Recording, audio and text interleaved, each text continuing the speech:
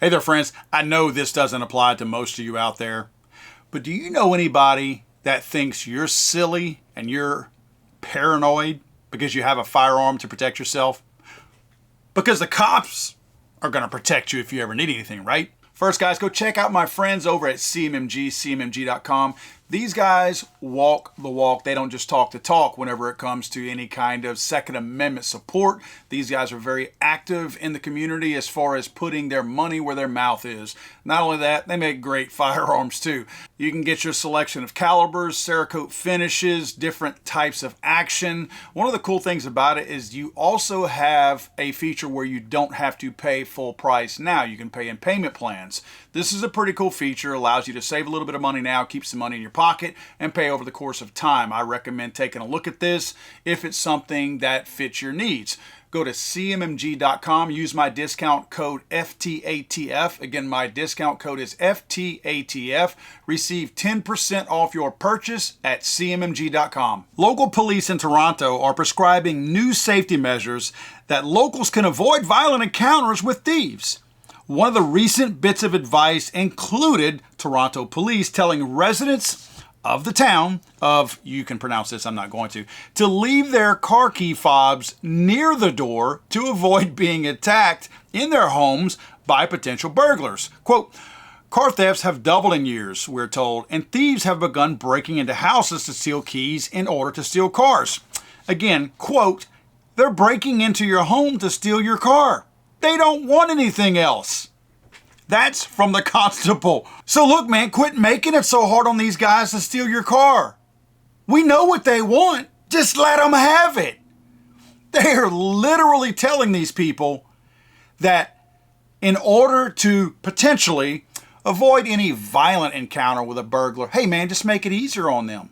They're telling you to put your key fob closer to like your garage door or somewhere where the criminal can more easily and readily find it so that they don't have to interact with you, right?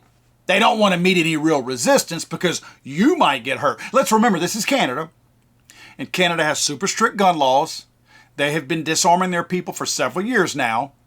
So their advice is, in order to make it safer for you in your home, make it easier for the criminal to take what is yours and does not belong to them. Why does it matter? It matters because Canada has long been a proving ground for things to happen up there that eventually trickle down here. We share a northern border, a southern border for them, and we also share a lot of the Toronto area and things like that where these businesses interact with one another, and we start assuming a lot of the same kind of thinking that they do up there. And of course, we know they're full-blown communist up there, full-blown anti-gun up there. Plus, they don't have a Second Amendment in their defense. Not that I'm trying to defend them, but you understand what I'm saying. They don't have what we have. Thankfully, we have a Second Amendment, and that's at least provided a bit of a speed bump from those that try to seek to disarm us. But when things like this happen, the politicians and the gun control people down here in the United States see this happening, and they realize, that's pretty cool.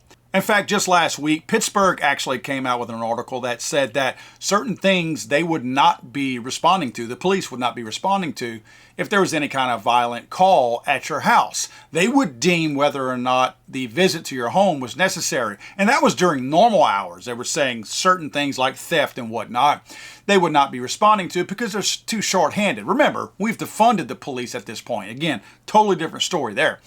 But because of their supposed short staffing, that they're not going to, and this is just Pittsburgh, this is not including the other areas who are agreeing to do this too, they're just not going to respond. In fact, between 3 a.m. and 7 a.m., they're not going to patrol.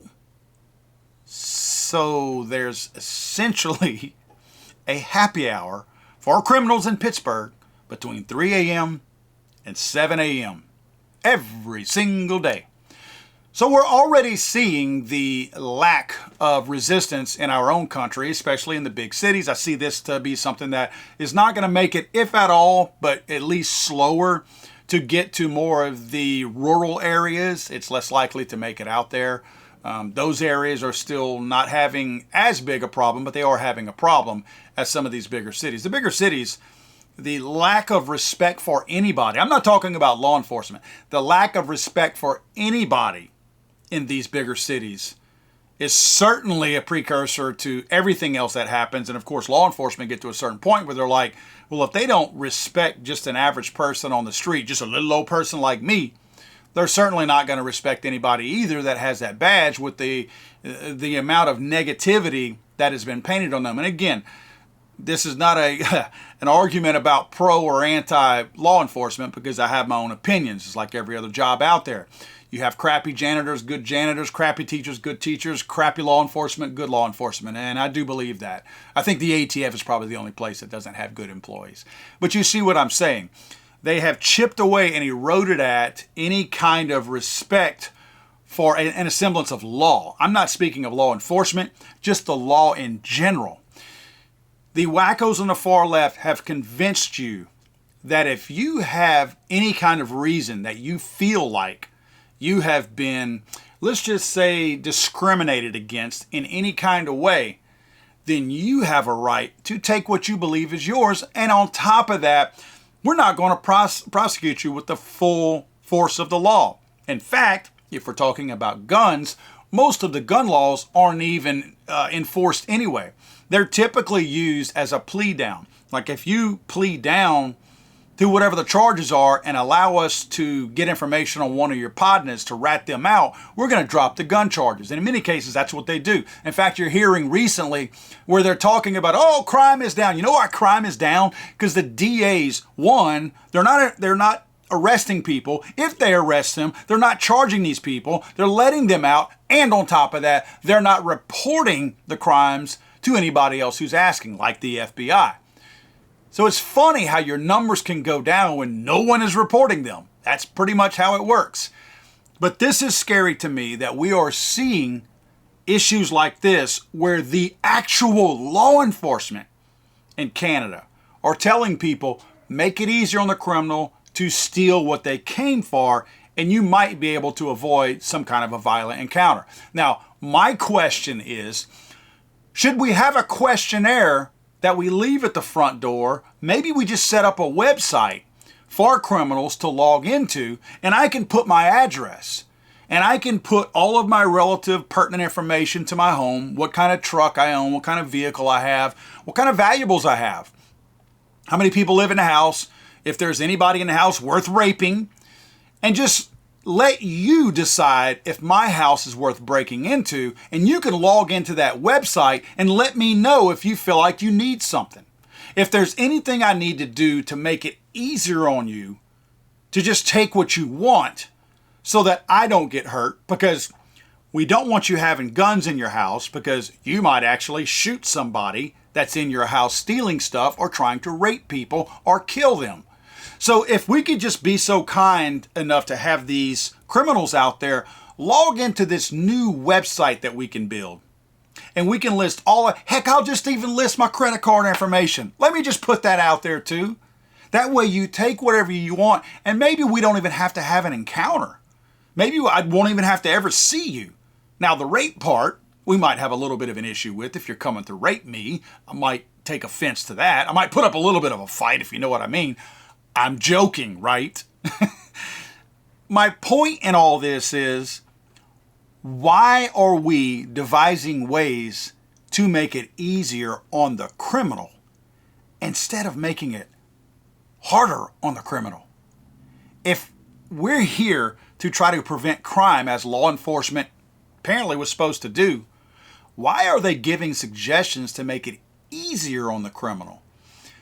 If law enforcement is truly doing their job, shouldn't they be giving us new tools? And I say us, of course we're talking about Canada here. Shouldn't they be giving Canadians better ways to prevent that? Shouldn't they be devising better ways to try to stop those car thefts? Shouldn't they be looking at better ways to prevent these violent encounters rather than welcoming these criminals into your living room and handing the key fob to them to make it easier for them?